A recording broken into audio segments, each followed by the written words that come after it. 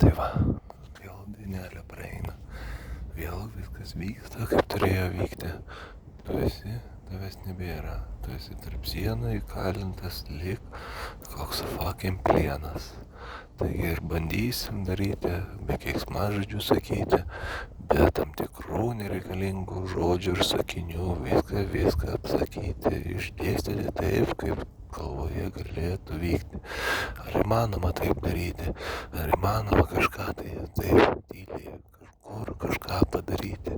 Ar įmanoma taip lėtai, taip tyliai, be jokio garselio viską išdėstyti? Ar įmanoma taip per visą gyvenimą?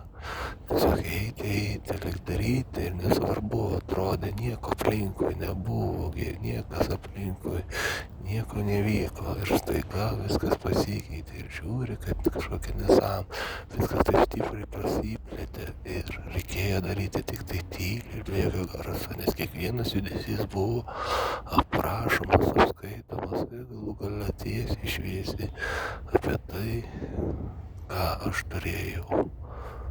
Tai buvo nuostabu, tai buvo uždirbta, tai buvo labai sunkiai padaryta, bet kadangi kažkam tai labai netiko, tai teko viską sunaikinti, neleisti nei garselio išleisti, neleisti nei trupučio judesio, nes kiekvienas judesys skleidžia garsą, vibraciją, tau vibracijos ir garsai netinka. Kaip ir tam telefoniukui, tuščia, nieko nereikia, nuliai.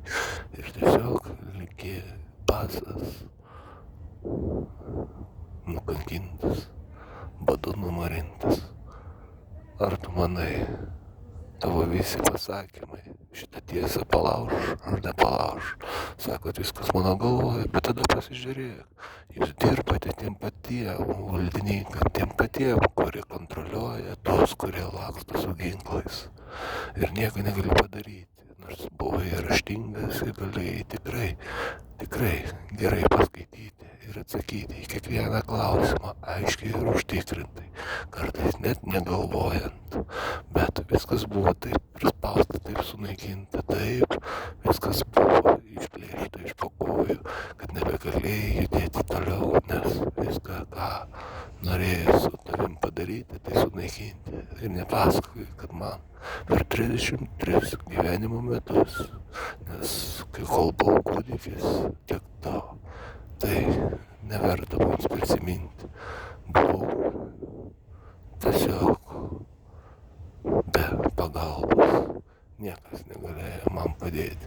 Taigi tie, kurie šypsosis, ties man ranką ir sakys, dabar tau pavyks, dabar jau gali daryti. Tu tiesiog atsuksi jiems, ištiesi ranką ir parodysi ženklą. Ir nereikės net nieko pasakyti, nes aš nebijau mirti, bet tu bijai viską prarasti ir pasakyti tiesą. Bet gaila, kad ne visada įjungiau aš diktofoną, gaila, kad ne visada įjungiau aš kamerą, bet visada mano akis buvo atmerktos, visada mano klausa buvo įtempta, visada mano burna buvo uždaryta ir visada įkvėpęs oro aš jį laikiau, kiek galėjau. Taigi dabar sakyk, tu ką nori padaryti. Ar nori atsitraukti ir pasiduoti, ar nori tiesiog mane iki galo sunaikinti. Šitam bičiui nebėra baimės, nes baimės sukurdavo tam tikri kiti išoriniai dalykai, kaip skystis ir ugnis, vanduo ir liepsna. Tai sukūrė didžiulės baimės, nes tu tada nebekontroliuoji tai, kas vyksta aplinkui. O dabar, kas kontroliuoja, kai nieko nebeliko?